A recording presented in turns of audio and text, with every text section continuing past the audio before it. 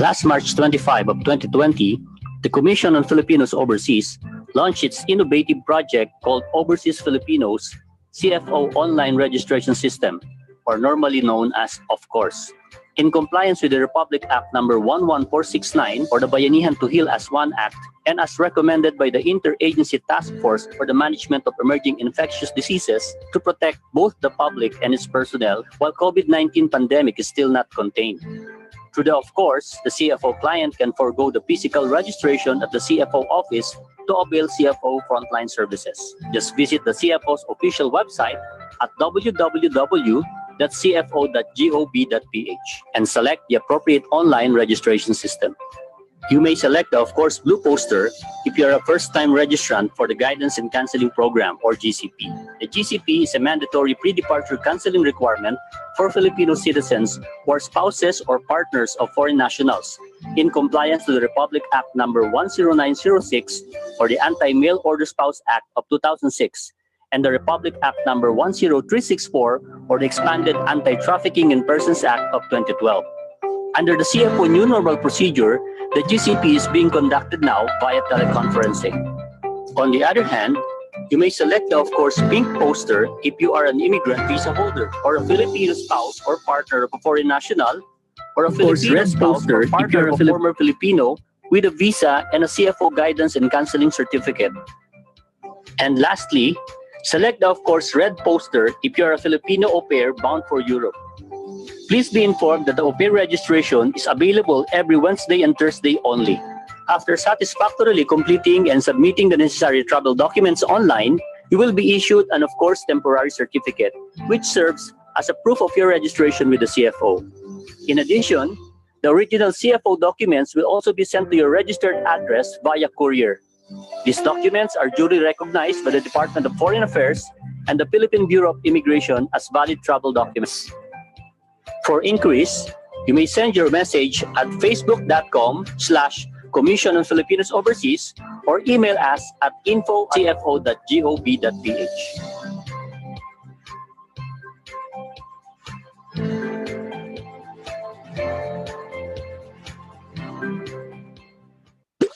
$10 tips for sensible students. Keep track of your daily expenses and savings. Save your extra allowance. Avoid buying unnecessary things. Recycle your old school materials instead of buying new ones. Participate in your family's budget planning. Ask your parents' help in opening a bank account. Use your spare time wisely. Study hard to qualify for academic scholarship. Avoid peer pressure. And be a young entrepreneur.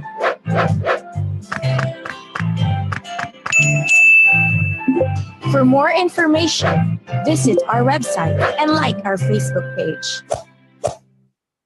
10 peso-cents tips for sensible young adults. Learn the art of self-control. Prioritize needs over wants. Avoid peer pressure. Prepare for the rainy days. Maintain a budget and comply with it. Pay and understand your taxes. Open a bank account with automatic savings facility. Build and maintain a good credit record. Know how to invest wisely. And have long-term financial goals. For more information, visit our website and like our Facebook page. 10 peso-cents tips for sensible entrepreneurs. Keep track of your business's monthly expenses. Separate your personal from business expenses. Buy in wholesale to avail of discounts. Borrow and do not use all your money for capital investment. Register and never compromise your business. Open a separate bank account for your business. Limit your customers' credit to avoid financial loss. Pay your taxes right. Participate in free business-related trainings. And invest profit for high-yielding bank products. For more information, visit our website and like our Facebook page. 10 peso cents tips for sensible professionals. Pay yourself first. Have long-term financial goals. Prepare for the rainy days. Open a bank account. Avoid reckless spending during paydays. Avoid loans to pay for personal expenses. Look for other sources of extra income. Know your tax exemption privileges. Work harder to be promoted. And avoid peer pressure.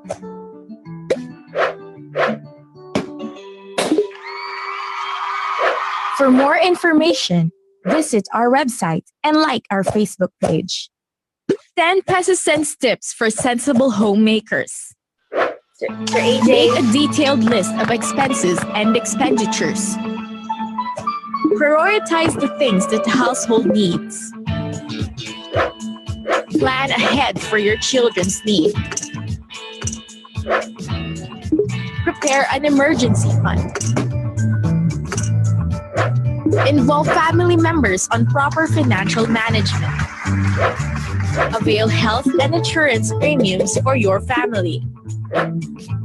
Look for cheaper ways to spend time with your family. Celebrate family occasions simply. Learn when to say no. And lead a frugal yet fulfilling life. For more information, visit our website and like our Facebook page. 10 peso cents tips for sensible seniors and retirees. Prepare for your future needs. Use your retirement funds wisely. Give importance on your health. Involve yourself in fitness activities. Involve yourself in activities related to financial literacy. Limit yourself in getting into risky investments. Settle the disposition of your properties to avoid conflicts. Involve your family in making financial decisions. Learn when to say no. And maximize and enjoy the benefits of your senior citizen card. For more information, visit our website and like our Facebook page. Ang human trafficking ay isang makabagong paraan ng pang-aalipin. Ito ay paglabag sa dignidad ng tao. Ito ay isang krimen. Ang human trafficking ay ang pagkuha at paglilipat ng tao sa pamamagitan ng dahas at paglilinlang upang pagsamantalahan sa paraang prostitusyon, pornografiya, at iba pang uri ng sexual na pananamantala, pang-aalipin o sapilitang paninilbihan, mail order bribe o pag-aalok ng kasal sa isang dayuhan at ng Filipina na may kapalit na bayad, pagtanggal at pagbebenta ng mga bahagi ng katawan, pagkuha at paggamit ng bata para sa ilegal na gawain, kabilang ang pagsali sa mga armadong pakikibaka o pag-ampon ng bata upang sila ay pagsamantalahan. Sama-sama nating labanan ang human trafficking. Laban kontra human trafficking ay laban nating lahat. Tumawag o mag-text sa 1343 Action Line o dumulog sa anumang ahensyang miyembrong Interagency Council Against Trafficking.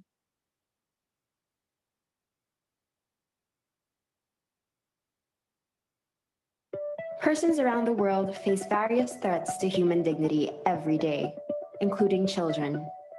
Among these threats are human trafficking and child pornography. The Philippines is among the top 10 countries in the world with cases of child pornography through cyber activities. How did we reach these numbers?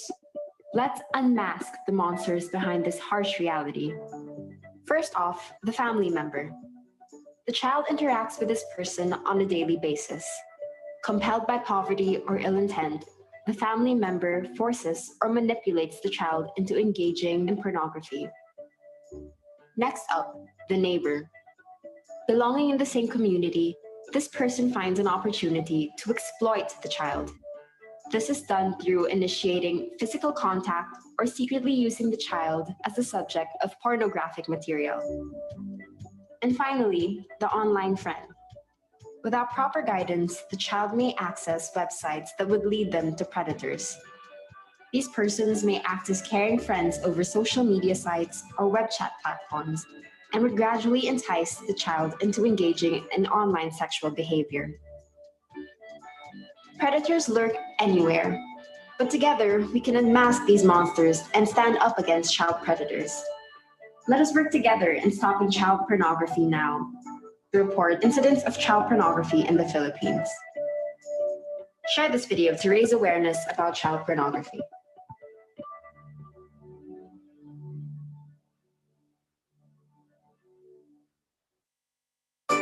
Hey there, kababayan! Did you know that half of our population has a relative that lives or works abroad? Currently, there are 10.5 million Filipinos across 200 countries and territories. This is the Filipino diaspora. Diaspora means people living and working away from their home country, but still closely connected to their countries of origin.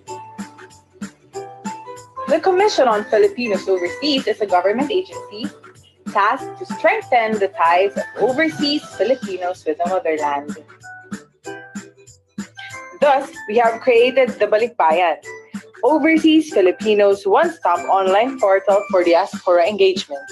The term Balikbayan is a play on the internet connotation link and Filipino word Balikbayan, meaning returning migrants.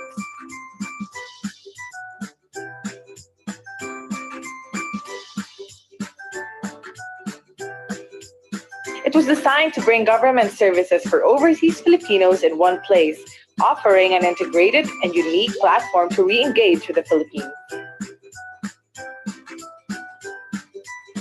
The Balikbayan website has 3 features. Explore business and investment opportunities in the country through the Start a Business feature. This contains, among others, an entrepreneurial test to assess one's business acumen, a guide in identifying and planning a business, business registration procedures and requirements in the Philippines. Philanthropic initiatives that will benefit Filipinos in need are available at the Donate and Volunteer section. This part is linked to the CFO's Lingkod sa Kapwa Pilipino program, a mechanism that has supported the development initiatives of overseas Filipino donors for decades. Lastly, overseas Filipinos using Balikbayan can access services of national government agencies online, such as the Social Security System, Pag-ibig Fund, and PhilHealth. For this project, CFO has partnered with more than 20 local government units to mainstream migration and development at the local level. Through Balikbayan, we hope to encourage overseas Filipinos to be the country's development partners.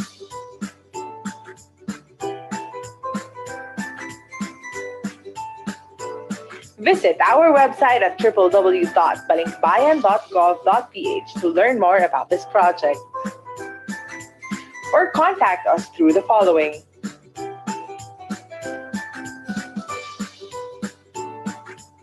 Mga kababayan, magbalikbayanihan tayo!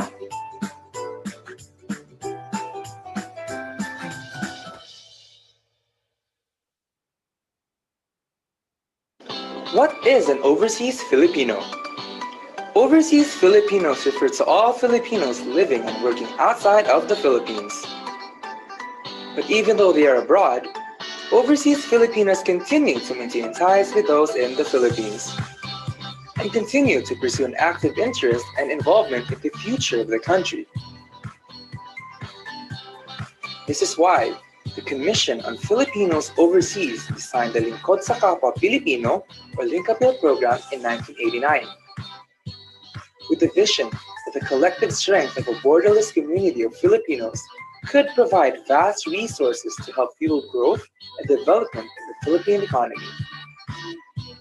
Literally, service to fellow Filipinos, Linkapil facilitates the transfer of assistance from overseas donors to beneficiaries in the Philippines.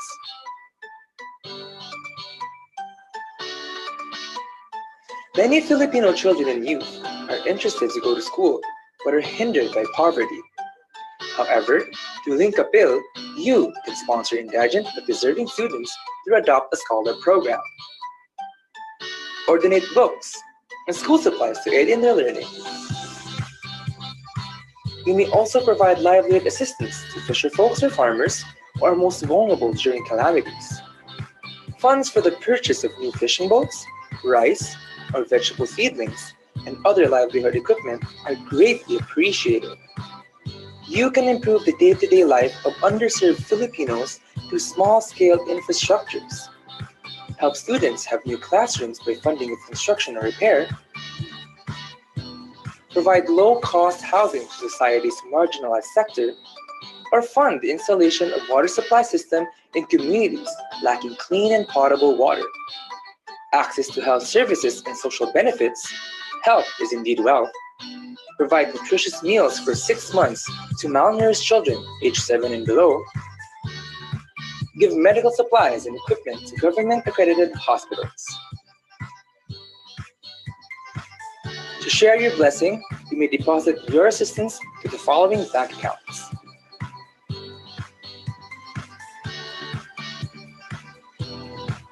Or donate online through our website www.cfo-linkapil.org.ph.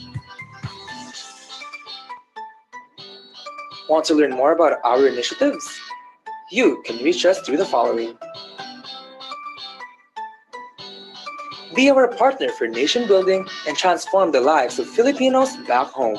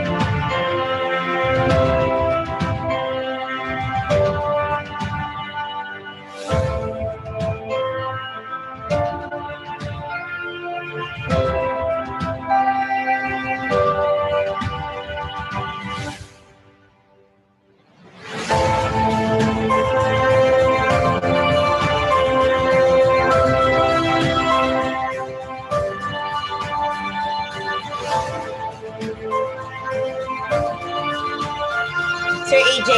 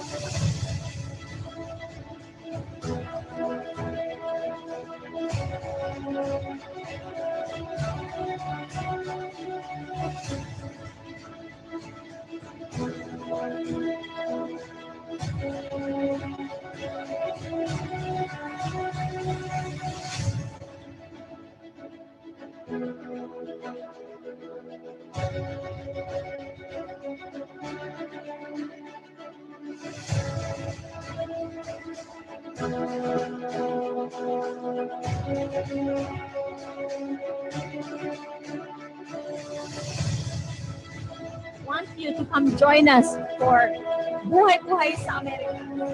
Ganda umaga, Arabia. Welcome to Love to the Max. Love, love, love, mga kabarkada.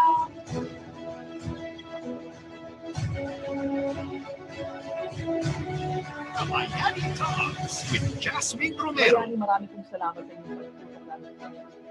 Ano ang pwedeng gawin sa kaso ng mga tinatawag na age-out children? Ayusin natin ang ano nga ba ang tunay na larawan ng pakikipagsapalaran sa ibang bayan? Because I want to help them. I cannot too much. Lahat ng hirap ko, mga ipunan ng pera para sa inyo! Is kapwa-tao. Filipino woman always rebuilds, picks up, and remains strong.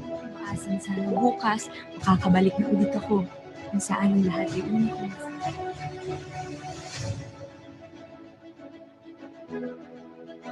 Ano kung mapakita ko sa kanya na hindi na niya kailangan umalis para magkaroon ng magandang buhay?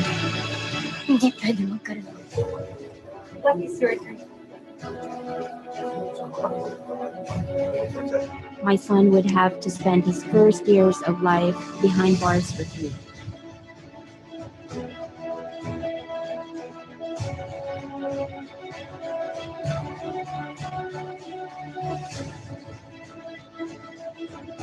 Sir AJ, may message po ako, Sir AJ.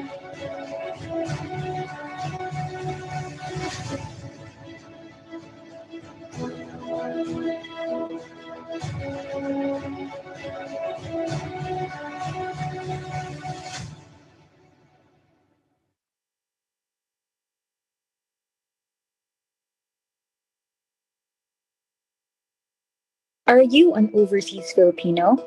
Do you live, work, or study abroad? Then you are invited in our Ugnayan series. The Commission on Filipinos Overseas created the Ugnayan series to reach out to Filipinos in various regions of the world. The Ugnayan is also in support to the policy pronouncement of President Rodrigo Duterte of bringing government services closer to Filipinos overseas. The Ugnayan series is implemented through a series of forums, discussions, and consultation meetings with overseas Filipinos, associations, and groups in different parts of the world.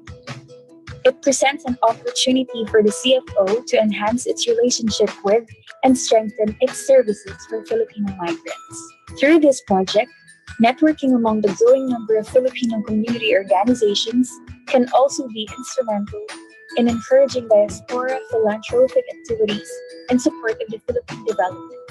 The Ugnayan series stemmed from financial literacy trainings conducted by CFO since 2010, which have now evolved to include discussions on challenges faced by Filipino migrants and how the Philippine government can address these issues and provide assistance to them. Since 2014, the CFO has implemented the Ugnayan series to 18 countries. To continue reaching out to our kababayans overseas in this time of pandemic, this year's Ugnayan series will be conducted online. Don't miss out on our Ugnayan series schedules that are announced on our Facebook page. For information regarding the Ugnayan series, you may visit our website or send us an email.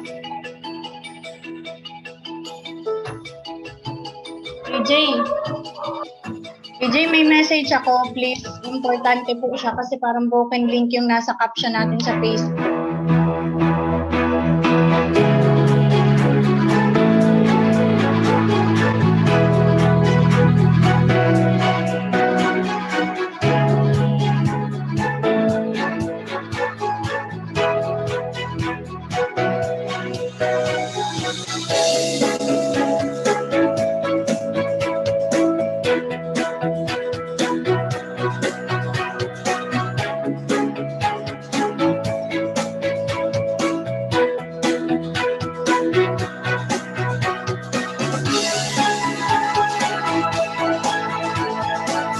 Going on air.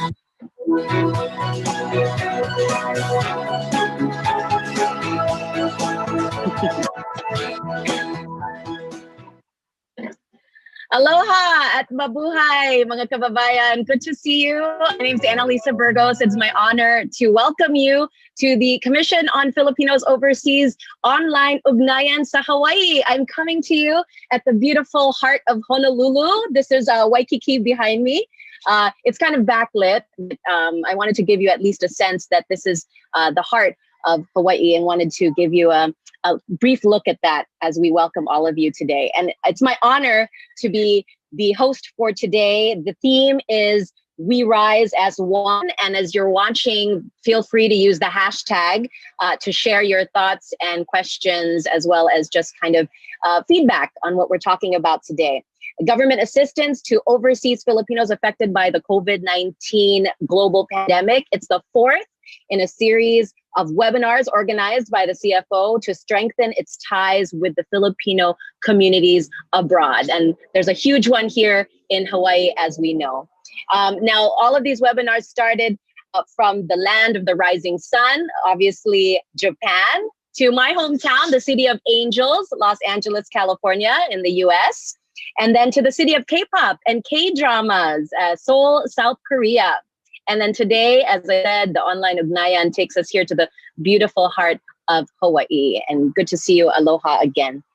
And the CFO, of course, partnered with the Philippine Consulate General of Honolulu and invited Filipino community leaders, presidential awardees, and experts to talk about the various issues and challenges that are faced by Filipinos and Filipino Americans in Hawaii, especially during this health crisis. I know a lot of us have been grappling for the last several months with this, and how Filipinos in general have stepped up to help other fellow Filipinos and shown the bayanihan spirit that shines through even during these extraordinary and trying times. And, you know, we'll be hearing from speakers from the CFO, Philippine Consulate General of Honolulu, and the Philippine Bureau of Immigration.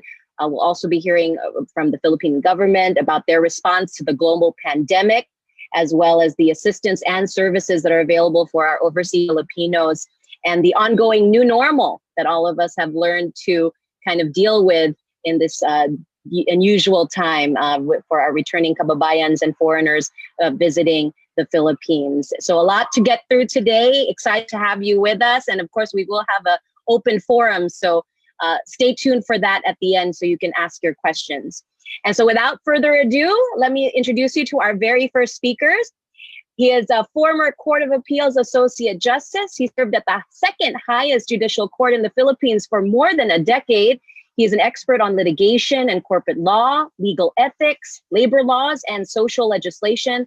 Our speaker also served as a consultant in the House of Representatives and a faculty member of the San Beda College of Law. He also is a Hall of Famer of San Beda University in 2018. and an Ulirang Ama award from the Ulirang Ama Foundation in 2015. And so to give us an opening message and share the Philippine government's response to the COVID-19 pandemic, let's welcome Secretary and Chairperson of the Commission on Filipinos Overseas, Justice Francisco Acosta. Thank you very much, Annalisa. The Honorable Consul General Joselito Jimeno, Deputy Consul General Angelica Escalona, Consul Grace Bulos, and Vice Consul Andrea Caimo, Undersecretary Astrabel Pimentel Naik, Lieutenant Governor Joss Green, Senator Bennett Misalucha, Director Christopher Robinson of the USCIS Honolulu Field Office, Dr. Agnes Malate of the University of Hawaii in Manoa,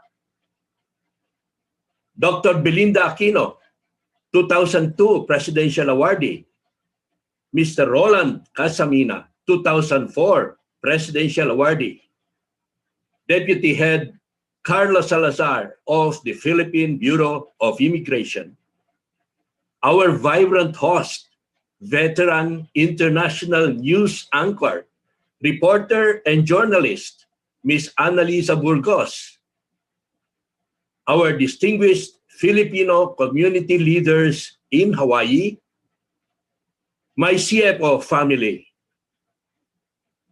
Ladies and gentlemen, aloha at magandang hapon sa ating mga kababayan sa Hawaii at magandang umaga sa ating mga kababayan dito sa Pilipinas. Sa mga kaibigan kong Bisaya, maayong hapon kaninyong tanan, at sa aking mga kailian na imbag nga malem kada kayo apo. Special mention to my friends, Mr. Parbangon, Manong Flor Martinez, and my brother, Ruel Cabutahe.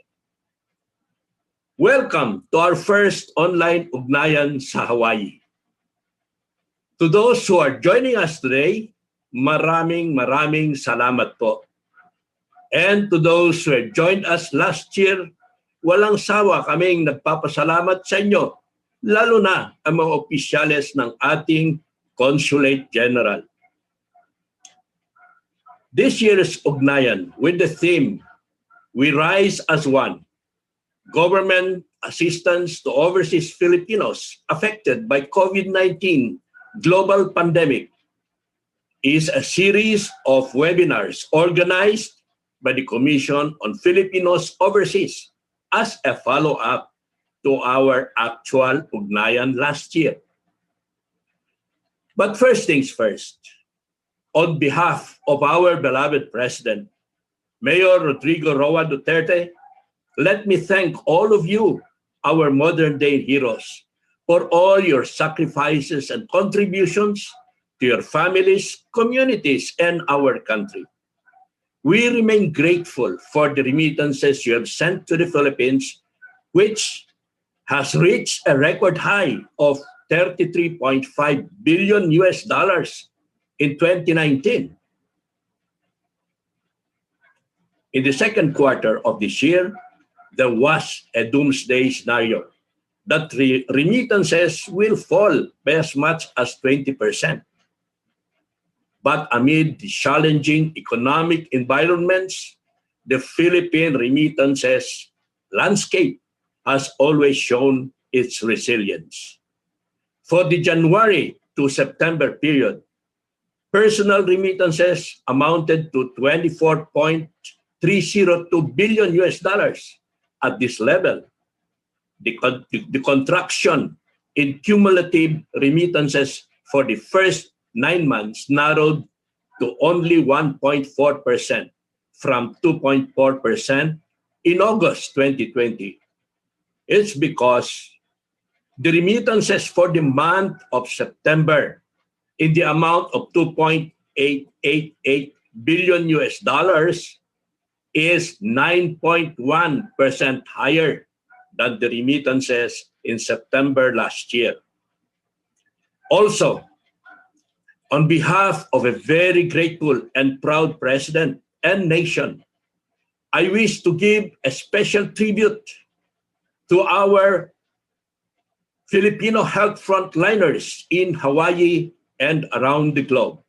We have continuously honored your services with our CFO online advocacy that we started in our Facebook page entitled Fallen But Not Forgotten and hashtag Bayanihan kahit saan man.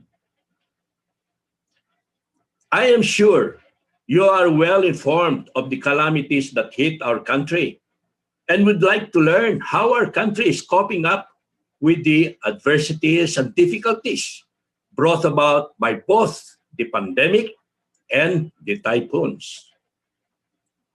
At the outset, let me assure you that our government, led by our president, is very much on top of the situation.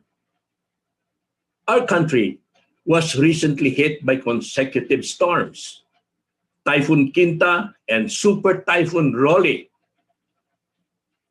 which ravaged the southern Luzon provinces, and Typhoon Ulysses, which wrought havoc to the provinces of Cagayan, Isabela, Rizal, Metro Manila, and particularly Marikina.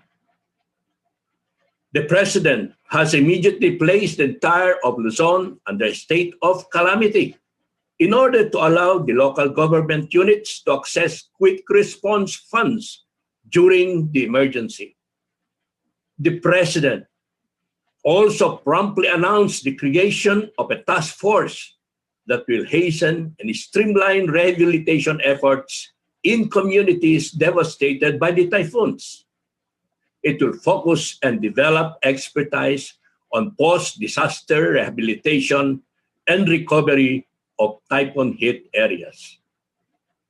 The President also augmented the National Disaster Risk Reduction and Management Fund by 10 billion pesos that could now be tapped by national government agencies to replenish their respective quick response funds.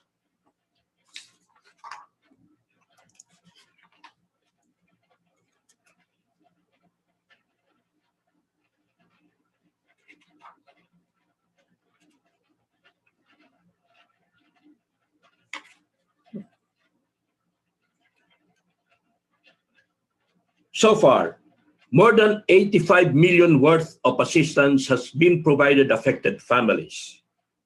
Meanwhile, the DSWD has stockpiles and standby funds amounting to 1.257 billion, family food packs amounting to 107 million, and other food items amounting to 179 million, and other non-food items amounting to 278 million are available. Indeed, these are very challenging times for our country.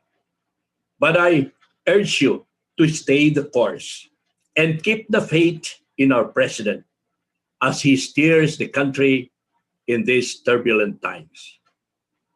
And now, allow me to shift to our country's pandemic response.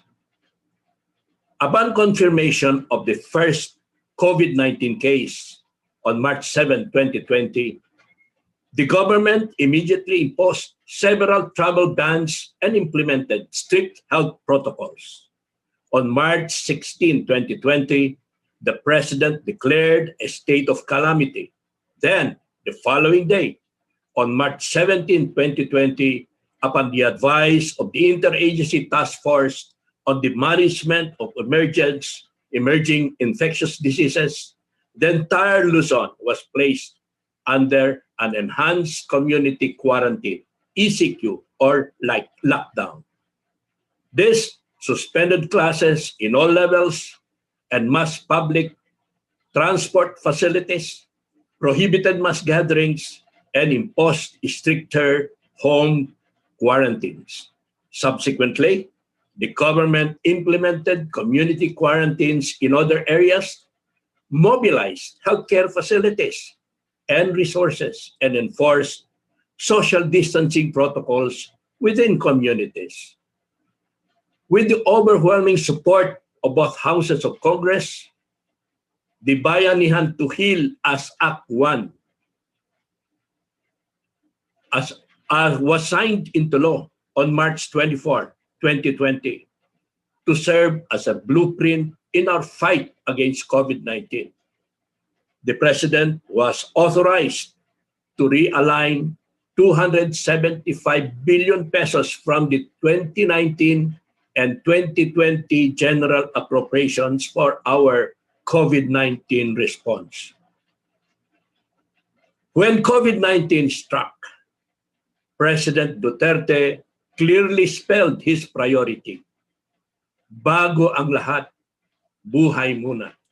Life above everything else.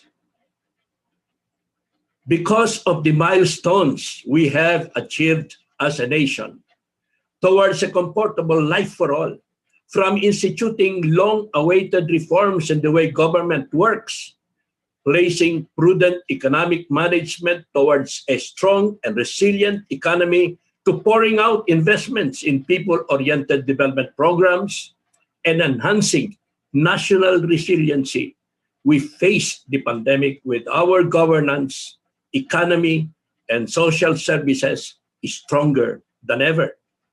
All this have a strong foundation for our country to uphold the primacy of life in the midst of a global health emergency. On September 11, 2020, the President signed the Bayanihan 2, or Bayanihan to Recover as One Act, which seeks to cushion the effects of COVID-19 pandemic. Bayanihan 2 provides for a stimulus package of 140 million pesos in regular appropriation and 25 billion in standby funding. The Philippine economy contracted in the first and second quarters of 2020. Fully aware of the impact of the ECQ on businesses and livelihoods, the government ramped up spending to protect, among others, some 18 million low-income households and 3.1 million workers of small businesses by providing them the biggest ever income support and wage subsidy program. This record support is evident in a much higher government consumption spending, which grew by 22% in the second quarter.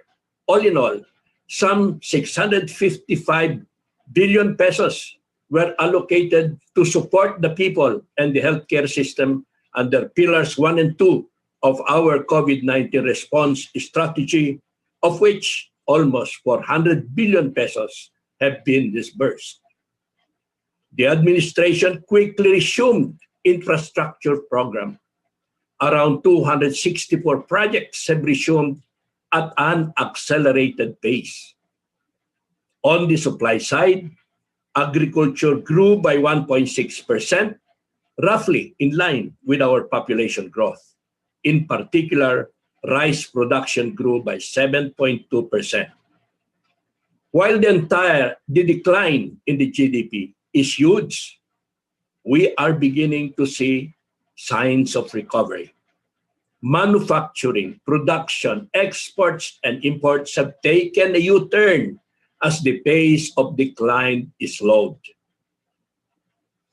To manage and combat COVID-19, the government embarked on a test, trace, and treat strategy.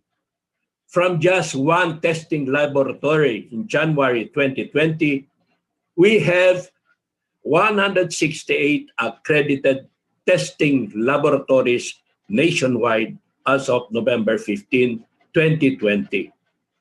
As testing laboratories increase, so is our testing capability. As of November 18, 2020, there are more or less 30,000 total active cases. And as of November 18, 2020, our country's bed utilization rate is only 38.45%. For our ICU beds, utilization is only around 41%. For our isolation beds, we have only 141.35% utilization rate. Currently, we have more than 256 contact tracers. On top of our testing laboratories, we have 4 mega swabbing centers, which produce a total of more than 336,000 outputs. There are around 11,000 COVID temporary treatment and monitoring facilities. And we have 21 mega COVID temporary treatment and monitoring facilities with more than or more or less 3,000 bed capacity, of which only 25% is occupied. These efforts have accelerated the turnaround time of our COVID-19 testing from a waiting period of 2 weeks back in March to only 2 to 3 days starting June 10. Our overseas Filipinos need only to wait for 2 to 3 days upon their arrival to get their swab results. Our country's recovery rates are going up, while our daily cases are going down. We have managed to stem the tide and greatly enhance our capabilities to deal with the system. With this, we are slowly opening the economy and reviving our industries, cognizant of the fact that we have made headways in dealing with the pandemic and living with the new normal.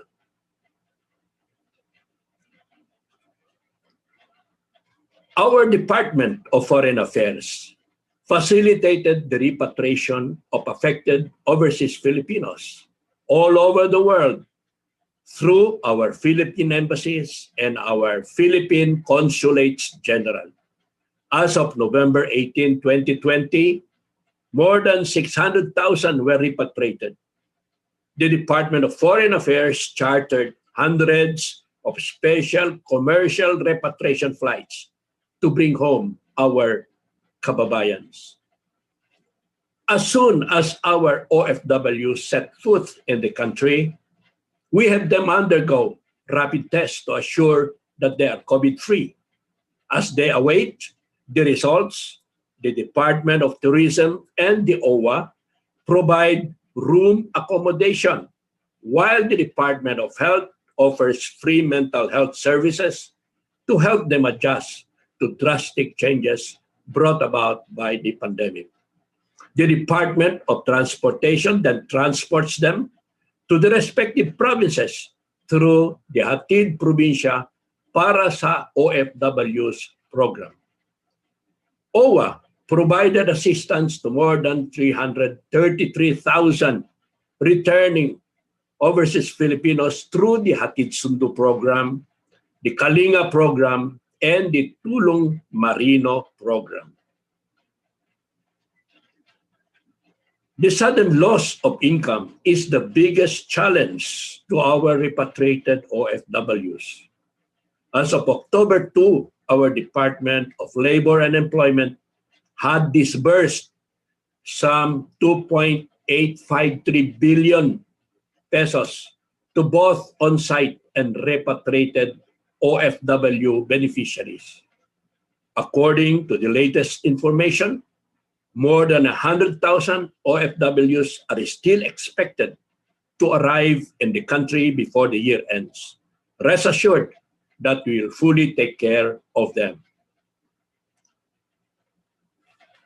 The Social Amelioration Program was implemented to ensure the provision of safety nets, emergency subsidies, and other social protection programs for the impoverished sectors of the country and mitigate the socio-economic effects of the pandemic. Under this program, the government set aside 206 billion pesos to poor and low-income households who were badly affected by the current pandemic, including the wage earners who are on a no-work, no-pay arrangement. At the forefront of the Social Amelioration Program implementation is our Department of Social Work and Development, which extended financial assistance worth 182.7 billion pesos, benefiting 31.6 million beneficiaries. Our Social Amelioration Program has several components. Please look at your screen. For the Social Amelioration Program under the DSWD, we have those subsidies given to our four-piece beneficiaries. These were low-income families which has been receiving subsidies even long before the pandemic, and subsidies for the non-four-piece beneficiaries. We have subsidies for students. We have feeding programs. We have subsidies for senior citizens and drivers and those who have been affected by the pandemic. The Department of Labor and Employment also has its social amelioration component for the displaced workers and most especially for our OFWs who have also free to avail of the TESDA trainings. Also, we have the Department of Agriculture, which subsidizes our farmers. How are we sure that all these funds are received by our people? To ensure that only valid and deserving beneficiaries are given, the DSW developed the Relief Agad database and online system to aid the generation of the beneficiaries' information and fast-track the implementation of the Social Amelioration Program. It is noteworthy that based on the survey of the Pulse Asia Research conducted last September 14 to 20, the President got the highest performance approval and trust rating of 91%. In short, 9 out of 10 Filipinos approve of the President Duterte's performance amid the country's fight with the coronavirus disease epidemic. While the pandemic spawned a new normal, it also ushered a new economy, which has been defined as an economy that is more inclusive. We have digitized a lot of government transactions and made them available 24/7. Not wanting to stall further the education of our youth, we have resumed their schooling through online or remote learning. While the lockdowns imposed by the government may have caused the economy to stall in the first half of the year, we believe that this is a necessary but temporary measure in order to save lives and protect livelihoods. After several months of dealing with the virus, we have come to the conclusion that we had to live with it for some time. We will have to adjust both our policies and personal behaviors.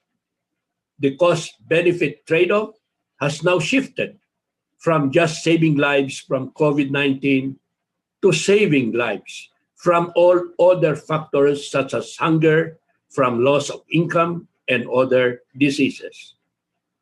This means a rebalancing of the health and economic objectives, which is necessary to prevent serious negative consequences to present and future welfare of everyone.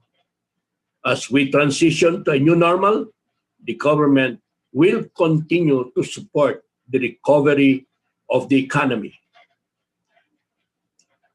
The road we are trudging and traversing right now seems to be endless.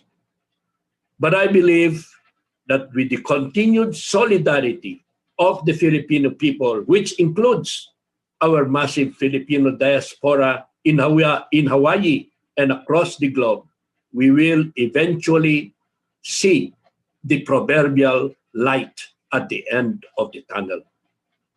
We shall continue to pray with the rest of the world that a vaccine will soon be made available.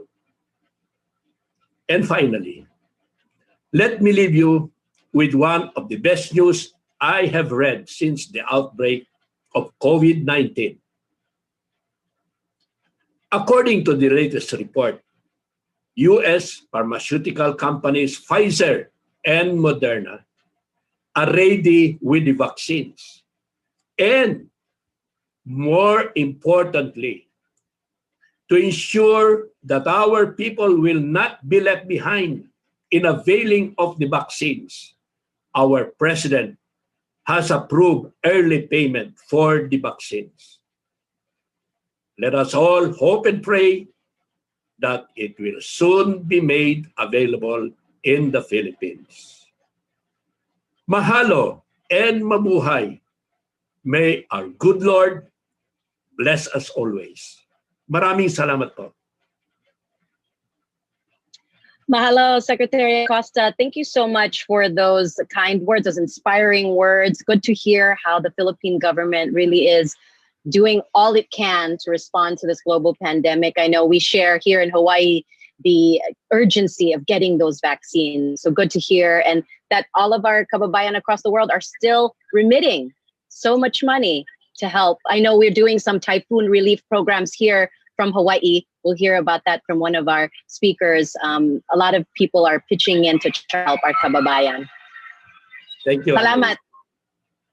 All right, so let's transition. I know some of you know that I used to be an anchor on ABS-CBN News Channel, and now I'm here at KITV.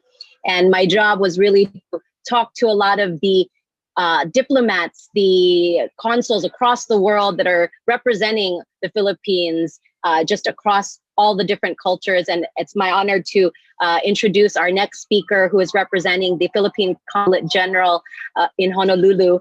The Consul General couldn't be with us today, but of course, we have the Deputy Consul General, Angelica Escalona, going to be speaking to us today. She's held various positions, Department of Foreign Affairs, including the Office of European Affairs, ASEAN Affairs, and Consular Affairs, where she was the Executive Director. She served in the Philippine embassies in Jakarta, Indonesia, as well as Tokyo, Japan.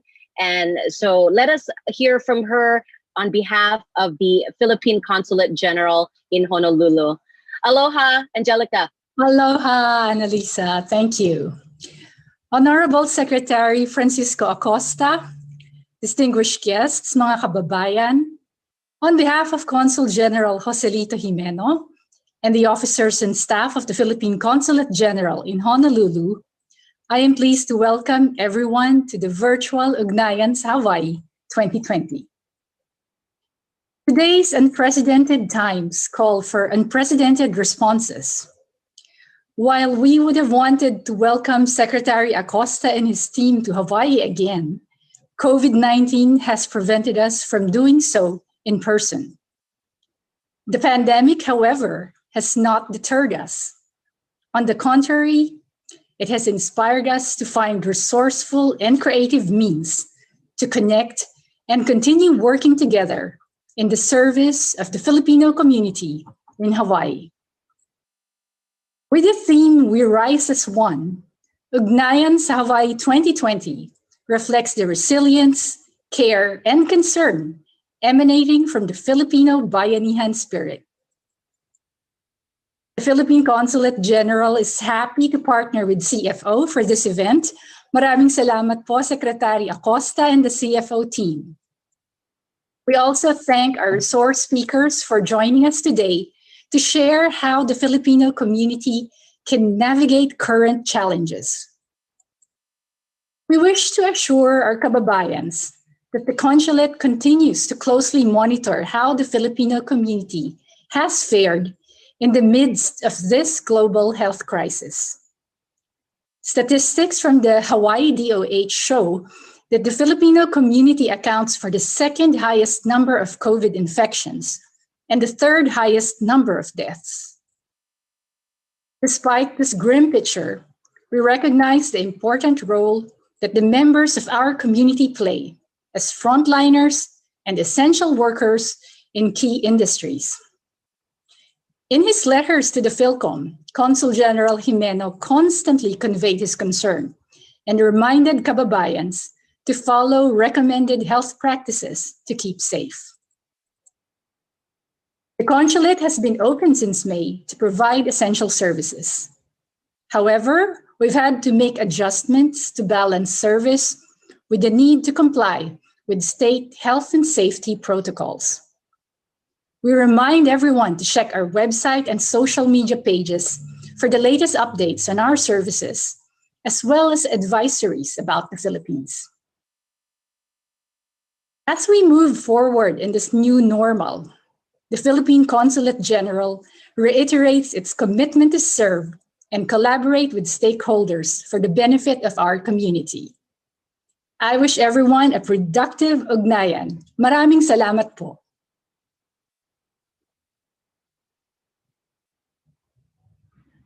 Thank you so much, Deputy Consul General Angelica Escolana, and definitely thank you for all of the great work that your team does to help the Filipino community here in Hawaii. All right, now we have a special inspirational message from our Lieutenant Governor Josh Green from the Hawaii State Capitol. Lieutenant Governor Green, a local doctor, husband and father of two, who has spent his life caring for Hawaii families. He served in the Hawaii State House of Representatives from 2004 to 2008, and in the Hawaii State Senate from 2008 to 2018. In 2009, he was named Hawaii Physician of the Year.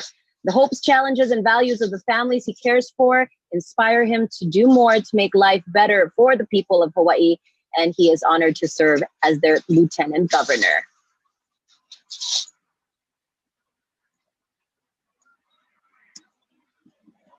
Aloha, everyone. Josh Green, your Lieutenant Governor here. I'm so sorry I couldn't be with you tonight. I'm on call in the hospital, and it would be much better to be there in person to enjoy your company. But I did want to congratulate you on this event. I love your theme, We Rise as One. That's really what we have to be about this year as we've struggled through the COVID crisis. So again, thank you for having me. First, I'd like to greet our distinguished guests, Secretary Francisco Acosta and Undersecretary Astravo Pimentel-Naik of the Commission on Filipinos Overseas.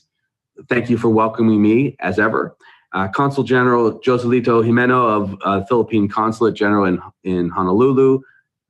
Great to see you again through our camera. And of course, Annalisa Burgos and other friends from across the state. I wish I could be there. But most importantly, to the Filipino community of Hawaii, it is my pleasure to just say a few words.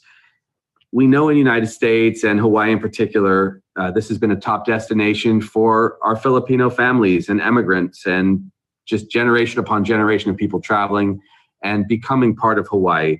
So for me, with Filipina aunties who have helped raise our children, I know how important the Filipino people are to our culture and just to me as a family member personally. So it's been a wonderful experience for me. I don't know if many of you know this, but I lived in Manila briefly when my father was there with our engineering firm back when I was much younger in the late 1980s. And so I have very fond memories of the Philippines. But to today, this has been a tough year. 2020 has been perhaps the toughest year we've had together as we've handled the COVID-19 pandemic. And I know that you'll discuss many important topics relevant to our Filipino community tonight that touch on this. I can say that I never expected us to go through this But having spent the last 10 months working on COVID as a physician and as Lieutenant Governor, I know that we're going to get through it. But your theme that we rise as one is correct. That's the way we will get through this as one community.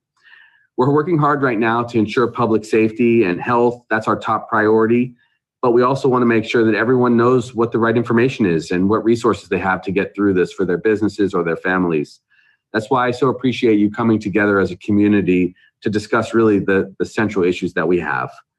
We've worked on many things together as friends in the past years. Since the beginning of the pandemic, we've addressed healthcare disparities in our communities. The Filipino community and our people have often had more difficulty getting access to healthcare, and that's been something we've worked on. Telehealth has been very important, but getting access to good healthcare during a pandemic couldn't be more important. Also, we've shared information on how the disease is spread. In large groups, if people aren't wearing masks, that's when the risk is greatest. Finally, I just want to say we're going to continue these efforts in the next few months. We have tools we've implemented like the Safe Travel program where people get tested before coming together. That's critical. And I welcome your input on how to make this better. People will need to do this process to keep our numbers down. And if we get through the next few months, we'll get to the vaccination, which will make a big difference if people choose it. We expect to be vaccinating individuals in December at the highest risk groups, healthcare providers and first responders, and our kupuna especially. And then in the spring, we'll vaccinate everybody to make them safe if they choose that. That will restore our family safety and our economy and our Hawaii. So again, please reach out to me anytime. I feel honored to get to address you in this way, but don't ever hesitate. You should contact me or my family. And this has just been special for me to be a part of Ugnayan sa Hawaii. So from my family to yours, much love and thanks. And I'm looking forward to hearing more about your efforts and working together with you for the many years in the future. Aloha. And thank you very much to Lieutenant Governor Josh Green for his greeting to us. He has been working very hard with the team here in Hawaii to make sure that the pandemic is contained. So let's turn now to a local lawmaker who has been on the forefront of helping the Filipino American community or Filipino community and just in general over many years here. And I had the honor of actually working with her on the U.S. Census project on one of these on these webinar series to reach out to our Filipino community here in Hawaii and to give us an update on the efforts of the 2020 U.S. Census. We have with us Senator Bonette Misalucha of the Filipino Complete Count Committee Chair for the U.S. Census in Hawaii. And she represents the Senate District 16 at the Hawaii State Legislature. Now, she was appointed to the seat in July 2020 and was elected just recently this month. She serves as the president of the Congress of Visayan Organizations in Hawaii, which was conferred with the Presidential Banaag Award by former President Benigno Aquino III in 2010 in recognition of its achievements in fostering unity and a sense of community among Filipinos, particularly with Visayan ancestry in Hawaii and humanitarian efforts for the welfare of beneficiaries in Hawaii and Philippines. And she is such a great asset for the community, brings everyone together. I know she's working on some efforts for typhoon relief right now as we speak. Welcome to CFO Online Ugnayan, Senator Misalucha. Tell us more about all of these efforts that you've done, specifically on the census.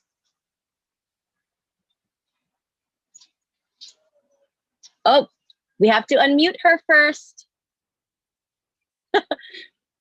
Yeah, I don't know if she has the, you have to do it for her, or she does it on her end. Okay, how's that? There we go. Now we can hear you. Good to see you, Senator. Take it away. Great to see you, Annalisa. And I said, thank you for those kind words. I'll give you the $5 later, okay? All right. Well, aloha, everyone. It's truly an honor to be part of this historic Ugnayan. 15 men, 15 Filipinos. They were the first Filipinos who landed on the shores of Hawaii on December 20th, 1906. They left all that is near and dear to their hearts. They left families, loved ones, their beloved province of Ilocos Sur, and everything familiar. They even endured 1 month of travel by sea, all in pursuit of a better life they envisioned for themselves and their families. Like many of us, they came to fulfill their great American dream. These laborers, who we fondly called sakadas, were recruited as part of the labor force for Hawaii's sugarcane plantations. And from 1906 to 1946, there were three immigration waves. And from those humble beginnings came the Filipino diaspora to California and other states. But Hawaii was where our story started, and it all began with 15 men. More than 100 years later, here is our statistic based on the 2010 census. Filipinos now dominate as the second largest racial group in Hawaii, second only to the Caucasians, and compose about 25% of Hawaii's population at almost 350,000. We have the largest concentration of Filipinos in the entire U.S. and on the island of Kauai, where 1 out of 3 residents is of Filipino ancestry. Sadly, based on previous census records, our Filipino community is one of the most challenging to count. Here are 3 examples of areas with predominantly Filipino communities on the island of Oahu. Next slide, please. Check out the statistics. In Kalihi, near downtown Honolulu, we had a low response rate of 33.3 according to the Response Outreach Mapper of the U.S. Census Bureau. Waipahu on the west side of Oahu had a 30.7% self-response rate. And sadly, in Ewa Beach, on the leeward side of the island, we had a rate of 26%. Again, these were the statistics for the 2010 census. So in 2010, the state of Hawaii had a self-response rate of 68%, which I understand is lower than the average throughout the country of 74%. Obviously, the story behind these statistics is what is important to understand. Why are people not wanting to self-report? I think we all know that this situation is likely not unique to our community, but I raise them here because I'd like to link the challenges with the proposed solutions, or with the solutions that we came up with. So here are some of the challenges. I won't spend a lot of time talking about them because I think they're self-explanatory. First is the language barrier. And of course, our people have busy lives. Most of them do have 2 or 3 jobs in order to make ends meet. They're in the service industry. They don't trust government and what government will do with the information they collect. There's a lot of fear about immigration, for instance. There's also apathy where they have closer ties with the mother country than their ties with the U.S. And of course, there's a lack of awareness on why the census is important, and there's a knowledge gap on how to complete the form.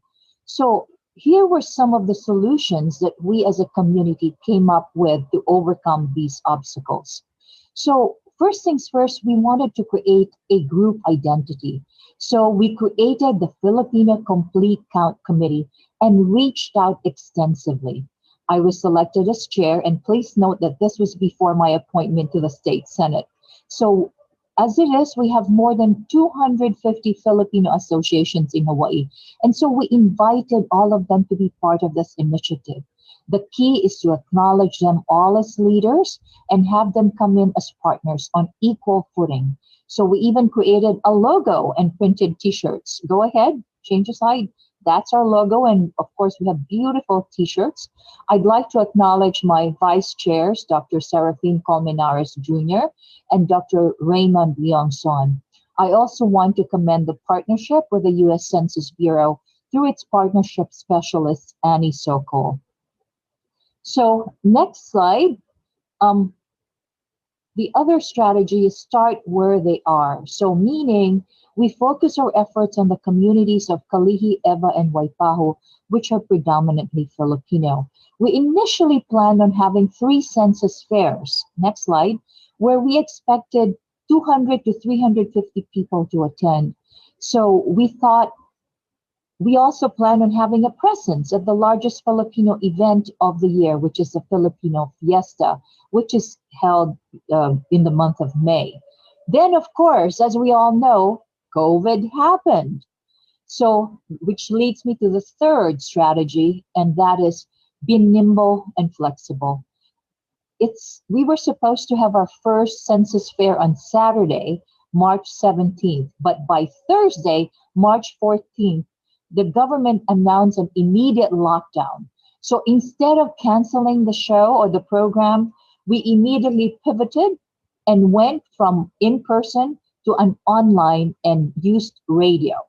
So in total, we produced 2 radio stations or radiothons in partnership with the Philippine Medical Association, where we had a historic simulcast on 5 radio stations. So here are the photos and as well as the flyer. Go ahead and put up the flyer, please. So, next slide. In partnership with PhilPro and Ethnic Education Hawaii, we also started a series called Chismisan, where we invited subject matter experts to talk about a topic in the context of COVID. This was broadcasted on 3 radio stations and on Facebook Live via Zoom. One of the most popular ones that we did was a program on church, COVID, and census. By the way, the moderator for all these Chismisan series was our host for this Ugnayan, Annalisa Burgos. So to summarize, we did a total of 2 COVID radiothons with about 3,000 to 5,000 views on Facebook, while the Chismisan series had a total of 30,000 views and about a radio listenership of approximately 20,000 people. And to think we were contented with 250 attendees at the census fairs. What a blessing it turned out to be. The next strategy is to partner with trusted organizations. So I talked about trust, and so here are some of our trusted partners. So Philippine Consulate, churches, PhilPro, Ethnic Education Hawaii, and KITV through Annalisa Burgos. By the way, part of building trust is communicating effectively in their own language. And because Hawaii is a melting pot and we have a very diverse population, the state of Hawaii translated the census materials to 13 various languages, including Tagalog, Ilocano, and Visayan. Last but not least, I think the last strategy is very important. You need to appeal to the heart, not just to the brain, but to the heart. You can have the most elaborate words, but at the end of the day, you can be simple and appeal to the heart. See, this is what moves people to action. We always thought of this as we developed the overarching theme in all that we did. So the results of the 2020 census are still being tabulated, so we won't really know how effective we have been until the data is released next year. We do know that the pandemic may have some impact.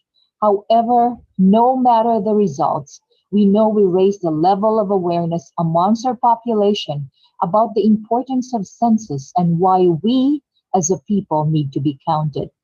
I have to confess, I have been doing some binge watching of a popular TV show called This Is Us. And so that is actually from their graphic. And our census story is all about us. All of us are mindful that we are building a legacy here in Hawaii for us and the generations after us. We are all in this together. You and I are the voice of our immigrant community. We need to feel each other's joy. We need to feel each other's pain. We need to share in each other's burdens. That is the only way that the promise of America, the America we all dreamed about, will be fulfilled. At the end of the day, the last census was more than just a head count. It was an opportunity where we demonstrated the strength of our entire Filipino community. Maraming salamat po. Thank you very much. Aloha. Thank you, Senator Miss Alucha. And I can attest to just how hard this woman works and just to say how big of an advocate she is, not just for the Filipino community, but just vulnerable communities in general. And it's such a great honor to at least have you as an ally, especially in the state legislature where unfortunately there's not that many Filipinos who are represented despite our large population. So look forward to continuing to work with you, Senator. Thank you, Annalisa, and more power to you as well. Yes. All right. So let's turn now to our next speaker. The novel corona's outbreak, of course, was declared a World Health Organization by the World Health Organization as a global health emergency. And as we know, thousands of Filipinos overseas were affected. The United States currently reports 12 million, more than that, of COVID-19 cases. And in the latest data here in Hawaii, more than 17,000 positive cases were reported. And, to share with us how the Filipino community has been coping with the COVID-19 pandemic, we have with us Dr. Agnes Malate of the University of Hawaii in Manoa. And she was actually born in the Philippines, grew up in Hawaii. She's the director of the Health Careers Opportunity Program of the University of Hawaii at Manoa, and serves on the board of the Legal Clinic, which has partnered with the Filipino Community Center to create a resource hub and connect the Filipino community to COVID-19 assistance and relief. So let's welcome her in. And Dr. Malate, I know we talk about here locally about how Filipinos are disproportionately affected because of the nature of their careers, healthcare being one, hospitality being another. Give us an update on how the community is doing in trying to contain this and keep those numbers down. Thank you, Annalisa. And I want to say thank you to Senator Misalucha for sharing that story, because our continued response to COVID-19 is very much based on what we did as an effort with the Filipino Complete Count Committee. So in the beginning of the year, Senator Misalucha reached out to many of the community organizations, and I was fortunate to be part of this group. I didn't realize how much we would be doing, not only about census, but COVID-19. So as an update, we heard earlier about the disparate impact of COVID-19 on the Filipinos. And so with the work with the Filipino Complete Count Committee, it was very inspiring and encouraging that we came together as a community, built on what we each knew about our own communities. And really, when it was time to pivot and take care of each other, when COVID happened, then we worked together and did that. And Senator Misalucha led in that effort. So what's happened since is Hawaii is still very much dealing with it. 16% of Hawaii's population is Filipino. We are overrepresented in leisure, tourism, and retail. So that means that we have a lot of our Filipinos as frontliners, and they have been greatly affected. And we have the second highest. Let me go ahead and share my screen so I can share with you some of the visuals here.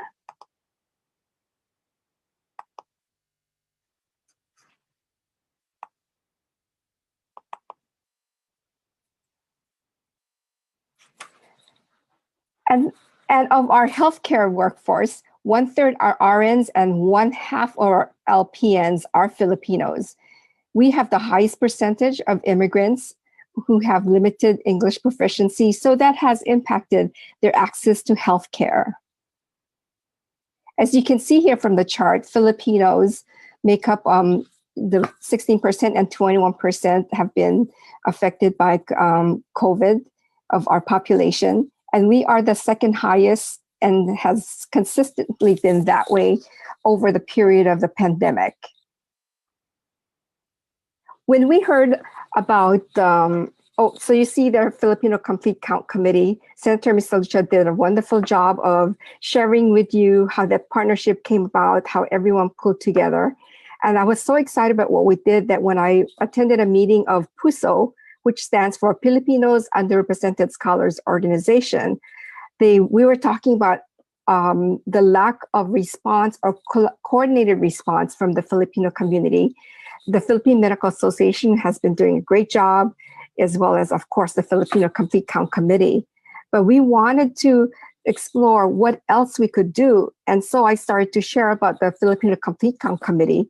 And we got excited, and I said, okay, I'll volunteer. I'll connect with those who volunteered. And so that's how this partnership came about. The Filipino Community Center and the Legal Clinic partnered to be able to continue our efforts that we started with Filipino Complete Count Committee.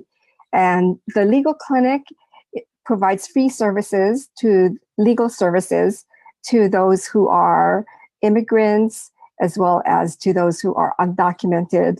And one of the things that we found in this pandemic is many of the clients were severely impacted, disproportionately impacted, and many of them were Filipinos. And so when the legal clinic had an opportunity to ask for additional funding on behalf of the Filipino community, we went ahead and requested a funding to do outreach. I will share that with you, to do 3 things: outreach, making sure the information is disseminated to the Filipino community in the languages that are spoken, which is in Hawaii, Filipino Tagalog, as well as Ilocano. And you'll see there a picture of our first effort, actually collaborative effort before pandemic. It was the Martin Luther King Day Parade. And if you look at, you'll see the big banner that says, "Your Ohana Counts." So starting in the beginning of the year, we were already beginning to gel as a community, working on collaborating on different things. And so the other component is the Philcom website, which will be a resource, a hub where Filipinos can go to and find resources in the languages that they are familiar with. Of course, we'll have English, Ilocano, Filipino, as well as over time, we plan to provide other languages on the website. So this will be a way for the Filipinos to be able to find resources more easily. As Senator Misalucha said earlier, oftentimes there's a distrust of government. So by having the information residing at the Philcom website, we feel that this will enable the Filipinos to be more comfortable in reaching out for resources. I must recognize Donnie Juan, who is the executive director of the Philcom Center. He made a comment and said the first thing Filipino immigrants do when they seek assistance is reach out to the Philippine consulate. The second is the Philcom Center. And so we hope this will facilitate them able to find resources. And the third, because the Filipinos have been adversely affected, and COVID testing will help to mitigate that or help in tracing and making sure that we have information as to who's been affected and how they can be helped. That's the third part of our efforts. So one of the great things that we have is access to the radio, as we found out with the Filipino Complete Count Committee. And we will be having a radiothon. And in this pandemic, we're getting near the holiday season. So we want to also celebrate the things that are strengthens our community. And we will be having some songs, messages about COVID testing, where to find assistance in terms of rental assistance, as well as utilities, helping with those basic essentials that are very much needed by our families. And because a lot of our families live in multiple generational homes, the social distancing is something that we will be addressing as well. And the Chismisan project was so successful that we plan to continue that effort. We have a very short time frame. Our project ends on December 5th. So we're trying to get all this together in less than 4 weeks, but we hope it's something that we can inspire to continue to build. And so our Filipino community, these are figures where it's not being disparately impacted. It's not necessarily a positive number or a positive fact, but there are opportunities here that's revealed themselves. And one of the things that's really important in our community is being able to gather with family. So family in this time of social distancing, staying apart has been very difficult, but that's what we're wanting to address as to how you can stay connected with family, but still, maintain that safety. And then we are very resilient, and we help each other in terms of sharing resources that we have, and guiding each other to resources that are available. So our goal, our dream is that this effort that we've continued, starting with the Filipino Complete Count Committee, will endure, and that it will be something that we bring the community together. And we hope that as we go forward, this is just the beginning of more collaboration to strengthen our community and have a stronger presence, not only in our own Filipino community, but in the broader community, to be able to impact decisions, legislation, and really show the strength of our culture. So thank you so much for inviting me to be part of this. I have my email address there, and we're looking for volunteers who would like to join us in this effort. Thank you. And thank you to you, Dr. Malate, for all the work you're doing as well, helping our frontliners, supporting them. Always good to uplift the spirits, especially during this difficult time. All right, so now we're going to turn to the subject that a lot of us have been talking about. Secretary Acosta mentioned that the pandemic has caused a lot of travel restrictions, lockdowns, bans, and measures to really flatten the curve so that the infections don't grow within communities and countries. And that's kind of put the economies at a standstill across the globe. More than ever, migrant populations that really rely on working overseas are at risk for their own livelihoods, the loss of employment. So to hear more about this, let's bring in an expert on the migration services offered in the United States out of the field office here in Honolulu. That is Director Chris Robinson. He is of the U.S. Citizenship and Immigration Services, Honolulu field office. His career with USCIS started in August 2003 at the California Service Center in Laguna Niguel, California. As an immigration officer, he adjudicated a variety of employment-based and family-based non-immigrant petitions. And then in 2016, he entered duty as the field officer director at the USCIS Honolulu office, District 41.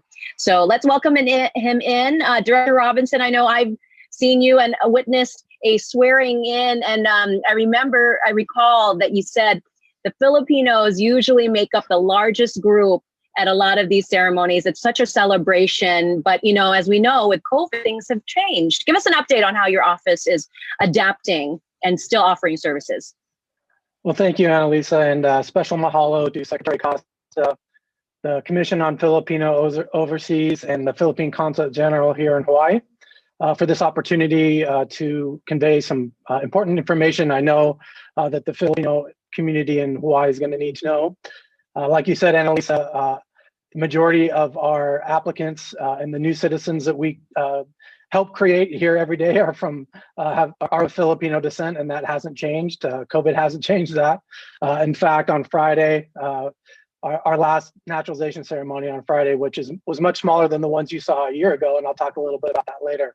But the last naturalization ceremony that we had Friday afternoon was all Filipino, all 5 of them. That's a little different than the 45 we used to have. But as I mentioned, that hasn't changed. I do understand the special connection between the United States, Hawaii, and the Philippines through the naturalization ceremonies, where I get to look new citizens in the eye and say congratulations and celebrate citizenship with them. So for today's presentation, I've been asked to discuss some of the effects that COVID-19 has had on our immigration services. And I guess I'll start with the good news, is that we've come a long way since March of 2020, when our operations were first impacted by COVID-19. As COVID-19 spread throughout the state and stay-at-home orders were implemented across Hawaii, our operations were temporarily suspended. We opened up again in the middle of the summer when numbers looked a lot better. And then, of course, we all remember the stay-at-home order in September when we closed our services once again. As a public-facing office, we welcome the public inside our offices every day. Our services are face-to-face, so I can understand there's a lot of trepidation of coming into our office in this COVID-19 environment and having an interview. So I want to talk about a lot of the safety standards and controls that we've implemented since March of 2020 to ensure that all of our applicants, attorneys, and our staff and anyone that enters our office that they feel safe, that they know that they can interview for the immigration benefits in a safe environment, safe for everybody, at least as safe as we can make it. So in June, when we resumed face-to-face services, if you were to come in our office in June, it really looks a lot the same now. You'll notice a lot of physical barriers that we've implemented. So when you come into our office, we have stations where with disinfectant. That's as soon as you come into our office, as soon as you get out of the elevator. There's physical barriers literally at every point in the office where there may be face-to-face contact. So I'll talk about that, about what our interviews look like now in just a bit. But I wanted to mention before I get kind of in the detail of what our field office looks like that the most important resource you have during these uncertain times is our website, which is www.uscis.gov. When we do have an interruption in service, that's the first place you should check to see if we're open, to see how our services were impacted. If you have a pending application or you've received an interview notice and you're not sure if our office is open, that's the first place you should go. So I can't recommend that enough. Our website has online tools that help you check our case processing times, which have been impacted, unfortunately, by the COVID-19 pandemic. So our goal now is we're almost really at 100% capacity as we ramp up our operations. So our goal is to catch up as soon as we can with the interviews that we weren't able to do in March and then again in September. So if you have questions, if you feel like you've been waiting too long, you haven't heard from our agency for a while, go to our website. There's a ton of tools that you can utilize to ask us questions. And you can also find out how to contact the USCIS contact center. If you think you might need to come into our office for an InfoPass appointment, and what an InfoPass appointment is an appointment to come into our office for face-to-face services, you have to contact the National Customer Service Center first. We're not taking walk-in appointments, and the reason that is to ensure the social distancing within our field office. So please, if you feel like you need to come into our field office, contact the National Contact Center. And the information on how to do that is on our website as well. But if you have an appointment for a biometrics appointment to collect your fingerprints and your signature and picture, or if you have an interview with us and you've received an appointment notice, or you're coming to visit us for your naturalization ceremony, as I mentioned, the good news is that we're fully open to the public. The precautions that we've enacted, you will see when you come in. Just like I guess when you go to the grocery store, we have we have social distance markings all across the floor. So as you come in, be aware of your surroundings. As you're coming through security, you follow the social distance markings on the floor. As you come and speak with the USCIS representatives in our field office, please notice the markings on the floor. That ensures social distance and ensures that everyone is safe. And the most important thing is, though, that you must have an appointment notice to come into our field office. So make sure that you have an appointment notice and that you're not coming just as a walk-in. When you come into our field office, the other important reminder is that everyone has to wear a mask. And that's just a requirement that we enforce pretty stringently. And the masks, we follow the CDC guidance on that. So you can't tie a bandana or use a neck warmer. It's got to be a mask that covers your nose all the way to your chin. So make sure you do have a mask. And when you come into our facility, you'll be asked questions about if you have any symptoms of COVID, if you've had any close contact with anybody, if you're not feeling well, if you've recently been asked to self-quarantine or self-isolate, or if you're awaiting the results of a COVID-19 test. So that's just standard. I want people to know we ask everyone that as you come in, just to make sure that everyone is healthy and that enters our facility. And the other important thing to note is that you can't enter our facility more than 15 minutes before your appointment. Everyone likes to be early, and that is great. We encourage you to be early.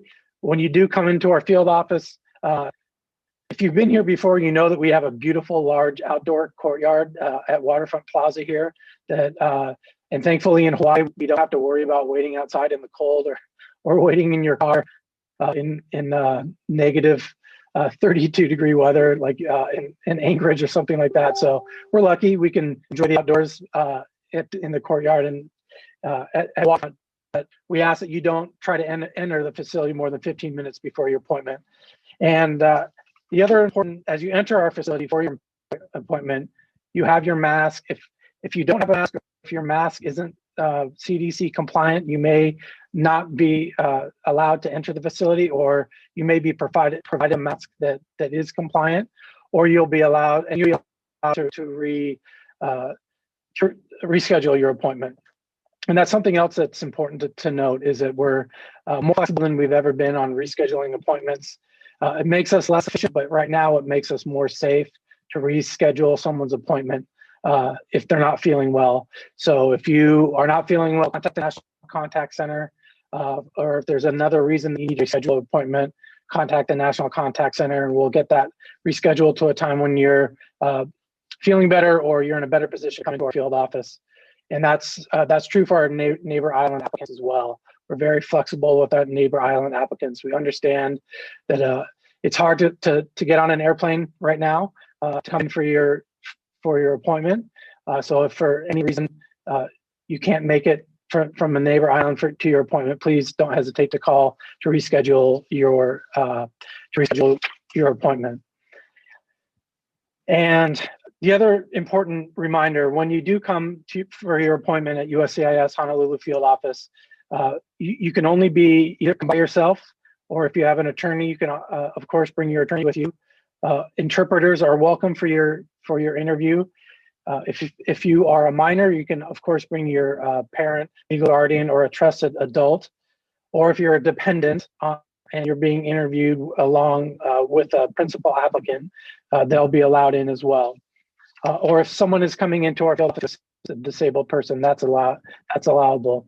We just, in order to keep social distance, we can't allow any other guests, and that includes naturalization ceremony. So unfortunately, the naturalization ceremony you may have been expecting when you started the process of celebrating your naturalization and your citizenship with your friends and family, our naturalization ceremonies have changed considerably due to COVID-19. So whereas before we would spend about an hour with about 45 new citizens and their friends and family members, we had maybe up to 100 people in our oath ceremony room. Unfortunately, those days are temporarily over. The good news is that we continue to create new citizens every day. It's just in smaller ceremonies, about 5 people. It's socially distanced, so you'll be standing. You'll be standing at least 6 feet apart from your fellow new citizens. And I will be administering the oath from behind a plexiglass shield. So that's something to know when you do come in. And we're also trying to do same-day oath ceremonies for everybody, whether you're on Oahu or neighbor islands. You'll come for your interview. If your N400 application for naturalization is approved, we'll try to naturalize you that day, with the only caveat is if you're requesting a name change. But we're naturalizing much closer to the interview date, even for individuals who, for whatever reason, don't naturalize the date of their interview. So in general, the interviews, there's less people at the office. You'll be waiting less inside our office. When you come into the interview, it's still in an interview office. You'll be with the interview officer. It will be face to face. You'll both be wearing masks, and we'll be behind a plexiglass shield. And you'll be asked to maintain social distance between you and the interviewing officer. And your attorney or interpreter, if in-person interpreter, will also have social distance as well. And so just kind of to review everything I just went over, the most important reminders for everyone that's going to come to visit our field office. You're required to wear a mask. You'll be asked to social distance at all times when you're in our field office. Our staff is actively monitoring and controlling the flow of traffic inside our field office to ensure social distancing. So there may be times that you're in our field office. If there's too many people, we may ask people to go back outside and wait outside until you're called to come back in the field office. Now, naturalization ceremonies, unfortunately, have been shortened to about 15 minutes in length. But the good news is the result's the same. Everyone leaves naturalization ceremonies happy as our newest U.S. citizens. So that hasn't changed. And of course, the size of ceremonies. So we're not celebrating with friends and family anymore, but you're obviously welcome to celebrate in our courtyard with your friends and family.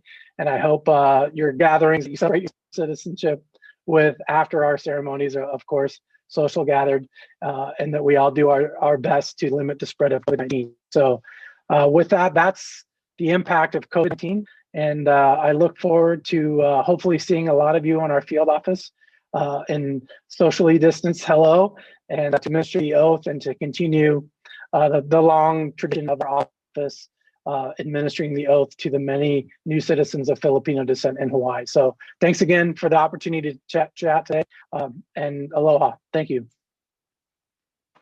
All right, thank you so much, Director Robinson. I know just so different, huh? I remember seeing all those hugs and laughs and picture taking. Of course, we love picture taking. So yeah, it's so different. But like you said, safety first. So good to hear the update from your office. Thank you so much for that. All right, so let's move on to our next speaker. The Commission on Filipinos Overseas has been around for, of course, 40 years. It's been formulating policies and services for the promotion of the interest, rights, and welfare of all overseas Filipinos and strengthening ties with the Philippines. And to share some of the programs and services that the CFO does provide for overseas Filipinos, let's bring in Undersecretary Estravel Pimentel. She is the Executive Director of the Commission on Filipinos Overseas. I actually had the pleasure of meeting her during my fellowship in Manila for the East-West Center. And she does value excellence in governance and integrity grounded on a deep faith in God. She rose from the ranks, and prior to her... Our distinguished guests and overseas Filipinos tuned in through Zoom and Facebook for being with us today and sharing this moment of oneness with overseas Filipinos. We have long been reaching out to various Filipinos, acknowledging that they play an important role in Philippine society despite their physical distance. Prior to the outbreak, the Secretary and I have personally held dialogues with Filipino communities, and Hawaii was one of Justice Acosta's stops in 2019. We are very glad to be back, albeit in the new normal through this online platform. In my presentation, let me share some of our programs that allow overseas Filipinos to continue maintaining strong socio-cultural ties with the Philippines and its people. Aside from our frontline services aimed at empowering Filipinos leaving the country for permanent migration, we have programs that aim to achieve this goal. It cannot be stressed enough that a huge part of their hearts, minds, and souls remain deeply rooted in the Philippines. Ganyan po tayo mga Pinoy. It is inherent in us Filipinos to be benevolent and naturally care for those who need our help and love. Bayanihan is alive and well, no matter where Filipinos are. Because of this, the CFO conceptualized and began implementing the Lingkod sa Kapwa Pilipino program, or Linkapil, in 1990. This is a mechanism that have continued throughout the years to ensure that assistance from overseas Filipinos reach their intended beneficiaries and contribute to the social economic development of the Philippines.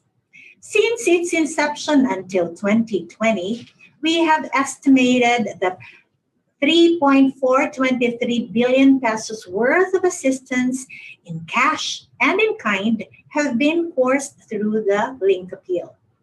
Assistance through the Linkapil are under 4 areas. Under the education component, donors can change the lives of indigent but scholastically qualified students and individuals, or groups may donate books, school supplies, and what is badly needed now because of the advent of online learning, laptops or computers, tablets, and other gadgets. There are also professionals who, instead of providing financial or material aid, opt to transfer skills and knowledge to their counterparts in the Philippines. Under a small infrastructure, CFO has efficiently been helping donors in establishing classroom buildings and water systems in the communities where there is little or no access to potable water. These help promote a better quality of life of members of the community. The program has also addressed the needs of different sectors of society, such as women, fisher folks, farmers, and the like, through the provision of livelihood funds or opportunities to earn. Some examples I can cite are duck racing, piggery, loom weaving, provision of farming implements, donation of boats and fishing equipment, to name a few. We encourage beneficiaries of livelihood programs to make use of raw materials and products that are in abundance in their localities to encourage sustainability and help the local economies. Finally, under the health and welfare component, we have extended assistance to overseas Filipinos who conduct medical and dental missions, those who fund feeding programs for undernourished school-aged children, and relief assistance to victims of natural calamities that often visit the Philippines every year, such as typhoons and volcanic eruptions. Over the years, the CFO has assisted donors who have provided support immediately in the aftermath of natural disasters. In the following slides, you will see our efforts after Super Typhoon Yolanda, Typhoon Undoy, which brought immense floods, and earlier this year after the tumultuous behavior of the Taal volcano. In the past couple of weeks, I am sure that you have seen devastation after devastation in the Philippines after our beloved motherland was battered by a series of typhoons that caused flooding, destruction to crops and livelihood, loss of homes, and other catastrophes, from Typhoon Rolly, which hit Catanduanes hard, to the recent onslaught of Typhoon Ulysses in Cagayan Valley. It is in this light that we knock on your hearts to share what you can, and we at the CFO will ensure that every penny of your assistance reaches the beneficiaries through the Link Appeal program. You are assured of our commitment as evidenced year after year of implementing projects. A comprehensive report follows all completed projects.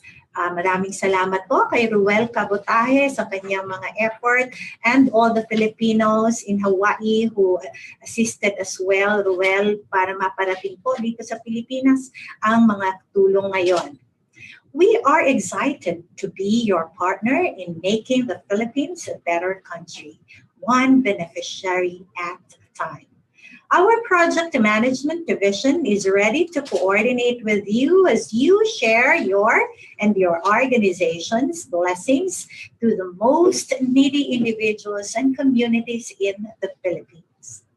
On my next topic, I would like to invite all of you to participate in the Presidential Awards for Filipino Individuals and Organizations Overseas, o PAFIO. The PAFIO was established in 1991 through Executive Order 498 by then-President Corazon C. Aquino. This is to honor individuals and organizations who have contributed to nation building, those who have advocated for the rights and welfare of fellow overseas Filipinos, or those who have excelled and brought prestige in their professions. The awards may also be conferred to foreigners who have helped the Philippines and pushed for the advancement of Filipinos in foreign country. So para sa ating mga kababayan at sa mga foreigners na tumutulong sa ating mga kababayan, open po ito para sa inyo. Since 1991, 485 individuals and organizations have been conferred the awards. The PAFIO has 4 categories. Una po, ito ay Lingkod sa Kapwa Pilipino Award. This is given to Filipino individual or organization overseas for their unparalleled contribution to the development of the Philippines and various sectors in Philippine society. Yung pangalawa po natin, Pamana ng Pilipino Award, which is conferred on Filipinos overseas who, in exemplifying the talent and industry of the Filipino, have brought the country honor and recognition through excellence and distinction in the pursuit of their work or profession. At pangatlo po natin, ito ang tinatawag na Banaag Award, which is given to Filipino individuals or organizations overseas for their contributions that have significantly benefited or advanced the cause of overseas Filipino communities. At ang pang-apat, ito ang Kaanib ng Bayani Award, which is conferred on foreign individuals, natural-born, or organizations for their exceptional or significant contribution to Philippine reconstruction, progress and development, or have significantly benefited a sector or community in the Philippines, or advanced the cause of overseas Filipino communities. Some of the awardees from Hawaii who have been conferred the Presidential Award are shown in your screen. Ayan po, nakikita ninyo kung sino-sino. If you know an overseas Filipino or foreign individual and organization deserving of one of these awards, the nomination for the PAFIO has been extended until 31 December 2020. So meron pa po tayo more than 1 month para magbigay ng ating mga nominasyon. The nomination documents must be submitted to the Philippine Consulate General in Honolulu so that the post can endorse this to the CFO Awards Secretariat. The nomination forms and guidelines may be downloaded from the website www.presidentialawards.cfo.gov.ph. For further announcements and other information about the PAFIO, please like the PAFIO Ogawad Pangulo Facebook page. The CFO also recognizes the media through the Migration Advocacy and Media or MAM Awards. Annalisa, join ka na rito.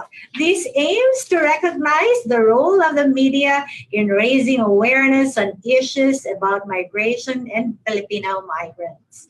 There are 6 categories of the MAM Awards. First, we have the radio journalism. Under this, we have the best regular radio program and best radio program episodic. Second is for print journalism. We have here under this is the best magazine or newspaper or newsletter and the best book. Third, we have the television journalism. And under this television journalism, we have best TV regular TV program, best TV program episodic, and best TV series. And fourth, we have film media. So under film media, we have best film for full-length films and best documentary. Fifth is for advertisement. We have, and the last but not the least is for the interactive media. That's the 6th category, which we will award best website and best blog. Since it was established in 2011, the MAM Awards has been given to 80 institutions, practitioners, and media outlets from 20 countries. First time in the MAM Awards history, a special citation award was given in 2019. Last year lang po ito. And the book, it was conferred to the book called Voice or Poetry by the Youth of Kalihi. The book is a collection of poems written by high school students of Farrington High School, most of whom are recently arrived Filipino immigrants in Hawaii, USA. Written in two parts, the book provides a snapshot of thoughts and feelings of youth at the edges, children of immigrant families and one of Honolulu's tough neighborhoods. The award was accepted by Norman Salas, head of English Department of Farrington High School, Hawaii. For more information, I again invite you to like the Mom Awards Facebook page. There are more programs that are implemented by the CFO as a way for us to bring you closer to the Philippines. We know that distance is now a thing of the past when it comes to communicating, as the digital age has made our connection possible anytime, all the time. Let us be your partner as we continue to advocate for a better world for our kababayan wherever they may be. We will always be proud of you as you continue to put the Philippines on the map with your excellence and benevolence. So para sa ating mga kababayan, papakita lang namin sa inyo, ito po yung ating awards. Paul, ito po yung ating medalya para po sa ating mga kababayan na mabibigyan ng Papio Awards. And ito po yung ating, kikita ba? Okay. And our Mom Awards also, the trophy ay nandito po, and the magazine that will come up with the ito po yung ating medalya. Pauulit lang natin. Excited na ba kayong makatanggap, mga kababayan natin? This is the medal that is being conferred by the President of the Philippines. So, yung ating deadline ay December 31, 2020. And for the Mom Awards, ito po ang specially made na trophy natin para sa mga media awardees natin for the Mom Awards. So again, thank you very much for listening on, and we hope that you will join this award system of the Commission on Filipinos Overseas. Aloha at maraming salamat sa inyong lahat sa inyong pakikinig.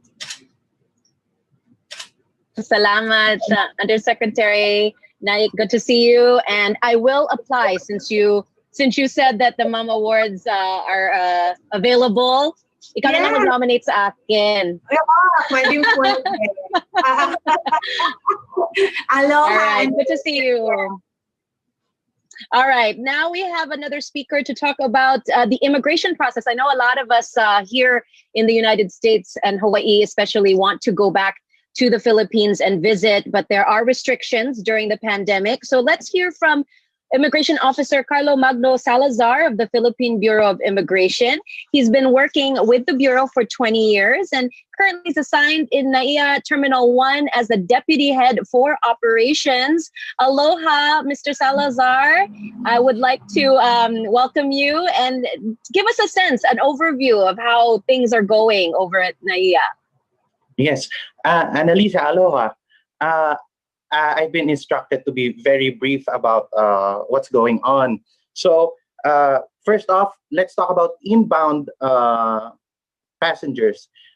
We only allow inbound Filipino passport holders. Now, if you are a foreign passport holder, you may be allowed to enter, but you have to get or obtain an entry visa, and you must fall under the categories mentioned by the Foreign Service Circular. So at the moment, the latest Foreign Service Circular is Foreign Service Circular number 42/2020. This came out just this 20th of November. So you must be a foreign spouse of a Filipino national, foreign minor children, and foreign children with special needs, regardless of age, of Filipino nationals. And you could be allowed if you are a foreign parent to a minor Filipino, which is age 0 to 17, and of Filipino children with special needs, regardless of age. So that's the only eligibility. Now, you may apply for an entry visa. So if you remember, Miss Annalisa, there is this admission that we we normally give, the balikbayan admission. It's no longer applicable at this time. Now, let's talk about outbound travel of Filipinos. It is now allowed, subject to presentation of a round-trip ticket, travel and health insurance, and whenever it is required by the receiving country, if they require PCR, RT-PCR test, then you would have to get tested, and it depends on how they require it. Do they require it for a test within the 24-hour period or 48-hour period? So that's about it, Ms. Annalisa.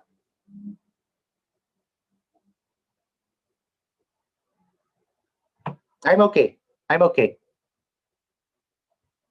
Okay, I have to unmute myself. I was saying that I know there's going to be a lot more questions from our viewers, but they will go ahead and welcome comments on our Facebook, and our team with the CFO as well as the Philippine Consulate can address those questions in terms of, travel, because I know a lot of people want to be able to travel, but during this time, it's really difficult. So thank you. Short reminder, Ms. Annalisa. Yes. Just a short reminder. If you are using a foreign passport, then consult with our consulate or embassy, with our Philippine consulate or with our Philippine embassy. They should know what to advise you, okay? Okay, good to know. Thank you so much for that. And again, if you have questions, we are running out of time. So we wanted to give people a chance to ask questions on the Facebook page, as well as on the CFO and Philippine Consulate Facebook comment sections. If you have them, someone will be able to look through those and answer your questions. But we are running out of time, so that's why I wanted to move to our next set of closing speakers and then do some closing remarks for us. As we know, we've had a lot of information this whole webinar, Ugnayan. We don't have enough time to get them, but again, you can post those on our Facebook pages that I mentioned. You can also email them. Let me give you the email address for your questions and concerns. It's onlineugnayan.cfo@gmail.com. And then the CFO will get back to you as soon as they can with your answer and referral. So apologize again that we ran out of time and not able to take questions, but they will reply to all of those online. All right, so now to wrap up our response from the Filipino community, let's welcome two distinguished recipients of the Presidential Awards for Filipino individuals and organizations overseas. Those awards that we just heard from USEC. Mr. Roland Casamina and Dr. Belinda Aquino. So let's start with Mr. Casamina. He hails from Narvacan, Ilocos Sur, migrated to Hawaii in 1968 as a young teenager, is the co-founder and president emeritus of the Filipino Community Center in Waipahu, which provides socioeconomic services and promotes Filipino culture and customs.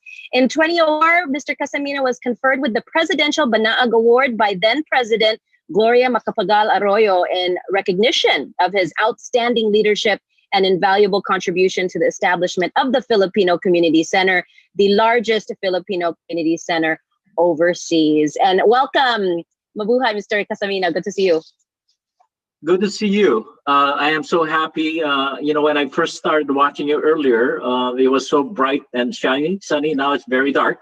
But but nevertheless, it is nice to also have been one of the honorees back in 2004. It's hard to imagine it's been that long, but it is nice to be one of the summaries to go ahead and make the closing remarks, being that it's late. It's been over 2 hours and 17 minutes, but pretty much from the Filipino community here in Hawaii, I had the chance to speak to the legal counsel for the Maui, the Binhi at Ani at the Maui, as the equivalent of the Philcom Center there, and Alfred Evangelista, the legal counsel. And, they have had food drive starting out in May that culminated all the way until present. But back in August is when they really had a big drive in cooperation with the Food Bank of Maui.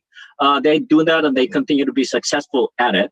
Likewise with the president of the Philippine Cultural Kauai version of it, Mr. Emil Remigio, who I do business with as well, they do the same, which is a food bank, but again in cooperation with the Food Bank of Kauai, and of course the Philcom Center. And you heard Dr. Malate speak earlier of their cooperation with continuing to work and providing legal work and go ahead and assistance for the Filipino community, go ahead for translation effects and so on. I do know that the current director, Mr. Donnie Juan, is very efficient and effective in providing and working along with the Waianae Comprehensive Coast Clinic Health Center in providing COVID tests. That was back all the way, and that was a very effective and group of people to go ahead and very successful event that they had. But back in May, you know, they actually had started working with Waihata to go ahead and provide food pickup. And again, in June, I told about the COVID test, and in July, with the Department of Health in tracing for this COVID test. So pretty much, and then of course, in summary, in November, just this year, they had normally have the Filipino Fiesta, but they had a virtual Filipino Fiesta, which is very successful. But pretty much the Filipino community, given what's going on with this COVID, are being recognized and asked to go ahead and still social distance. If you don't have to go anywhere, stay home. And likewise with my family, although vaccine is coming, but we still have to be vigilant. And once again, from the Filipino community here in Hawaii, thank you so much, Annalisa, and the rest of you, and Secretary Acosta, to go ahead and for the briefing that we received from you. Thank you so much. Thank you.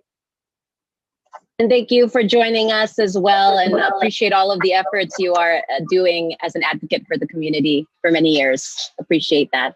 Thank you, Annalisa. Now, last but not least, we have Dr. Belinda Aquino to give us her final words and, you know, words of inspiration as we go into, you know, this many months of pandemic that we've experienced. Let's bring her on. Dr. Belinda Aquino, of course, is a native of San Fernando City, La Union. Dr. Aquino graduated from the University of the Philippines. She was both a fellow of the East-West Center and the Ford Foundation, and pursued postgraduate degrees from the University of Hawaii and Cornell University. In 2002, Dr. Aquino was conferred with the Presidential Pamana ng Pilipino Award by former President Gloria Macapagal Arroyo in recognition of her exemplary achievements as a scholar, educator, author, journalist, and community leader. And aloha to Dr. Aquino. I had the pleasure of meeting her also in some of these community events that we have here in Hawaii. Another very strong advocate for the community here in Hawaii. Yeah, first of all, I would like to express my appreciation and gratitude to the Ugnayan Forum, sponsored by the Commission on Filipinos Overseas in the Philippines and in partnership with the Philippine Consulate General in Honolulu. Thank you for inviting me to participate in this much needed discussion on the current pandemic called COVID-19 virus, which continues to ravage today's world with unprecedented death and destruction to humanity. You must have heard of the or read that the state of Hawaii, the second most negatively affected by COVID-19 pandemic is the Filipino community, next only to the Micronesians and other Pacific Islanders, who are the worst hit by the pandemic in terms of death and infected cases.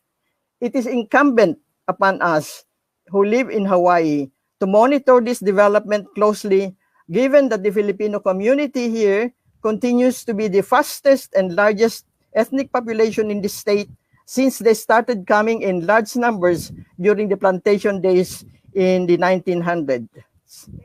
The Filipino population continues to grow in leaps and bounds because of the steady immigration from the Philippines and other places over time. Also contributory to this phenomenon is the relatively higher birth rate that Filipino families have in the overstate state population of Hawaii. The high incidence of infection or death in these areas are unavoidable because health conditions, especially for women and children, leave much to be desired. Majority of the Filipino population are still in working class categories like travel, hotel, caregiving, services, and other industries, paying minimum wages barely enough to sustain large Filipino families, especially for the education and other needs of children. If we look at the housing arrangements, we can likewise see that they live in interfamily and intergenerational patterns that contribute to the fast spread of infection and illnesses among them. I personally am familiar with this situation because my former students from the area, when I was still teaching, live in very crowded dwellings, which because they cannot afford more decent housing. The education of Filipino children is also hampered because a great number of them immediately joined the military after graduating from high school to be able to earn more money to help out with their families later, even without finishing a college degree. This is the unending pattern of the crucible they are finding themselves in over time. They face more difficulties and barriers than their counterparts in the larger populations as the Chinese, Japanese, Koreans, and of course the Caucasians, who constitute the most number in Hawaii's total population. Now, what I'm trying to demonstrate here is the relationship between economic status and social mobility in the population, which hampers their educational advancement and access to health facilities that they may not be able to afford because of their limited income. It is hard to advance under conditions of the Philippine Consulate General in Hawaii has been involved in various community projects that are sponsored by major institutions like the Filipino Community Center, Filipino Chamber of Commerce in Hawaii, United Filipino Council, and various chapters of this council and institutions at the University of Hawaii, like the Center for Philippine Studies, Department of Ethnic Studies, College of Business Administration, and similar academic and professional groups that are heavily invested in the activities of the community at large. There are also several women's organizations always undertaking community functions. There are all kinds of educational and community programs that they support or initiate. Now, it's good to note that relatively speaking, the community, Filipino community in Hawaii is far more advanced among the counterparts that of Filipino communities on the mainland and even internationally, having produced a high level of political, social, and economic advancement, which is gradually changing the status of the Filipino community from its earlier image from the plantation era. Likewise, the continued collaboration between our local community and our ancestral country, the Philippines, such as this current initiative of the CFO and our local community here in Hawaii, is an example of a strong relationship that augurs well for the future of our two constituencies in all aspects of human endeavor. I sincerely reiterate my thanks and gratitude to both the CFO in the Philippines and the Philippine Consulate General for taking this initiative, which is an auspicious beginning and a trendsetter for a successful future relationship between our two countries or entities. Please don't hesitate to contact me if you have any comments or questions about what we are doing currently vis-a-vis the initiative sponsored by the CFO and the Philippine Consulate and the local community in Hawaii. Mahalo, as they say in Hawaii, mabuhay, and thank you very much for inviting me. Salamat. So let us actually proceed with another photo opportunity for our second batch of speakers that we didn't include last time. And again, I just wanted to give my appreciation and thanks on behalf of the Commission of Filipinos Overseas, as well as the Philippine Consulate General of Honolulu, for the time and effort that you guys have made to be here and share this valuable information. It's just so important to get this out, especially since we can't meet in person. So, Direct, you want to tell us when you're going to take your photo? Okay. Let's go ahead. Okay, be ready. 3, 2, 1. Say cheese. Cheese.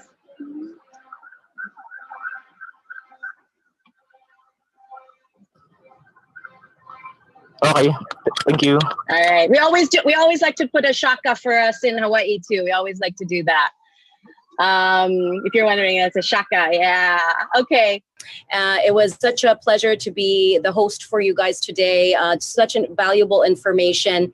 And again, you can see the replay on the Facebook pages of the CFO as well as the Philippine Consulate General. And you can add questions for them on there so that they can get back to you since we weren't able to get that. And again, the email address, onlineugnayan.cfo@gmail.com, as well as more information on the Commission on Filipinos Overseas at cfo.gov.ph.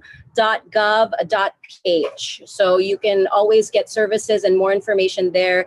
And again, this is the 4th Online Ugnayan sa Hawaii. We rise as one. Be sure to share your comments and feedback for us with a hashtag. And if you need an e-certificate for participating in this webinar, you can also respond to the online evaluation form within an hour of signing off from here.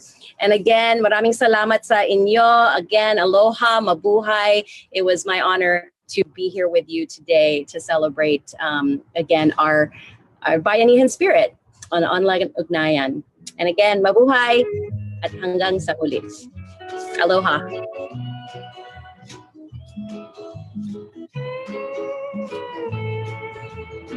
There we go. Unmute yourself. Sabihin mo, mabuhay. I see Sek. Yeah, sige. Be safe, everyone. Take care. Mabuhay, everyone. Annalisa. Bye.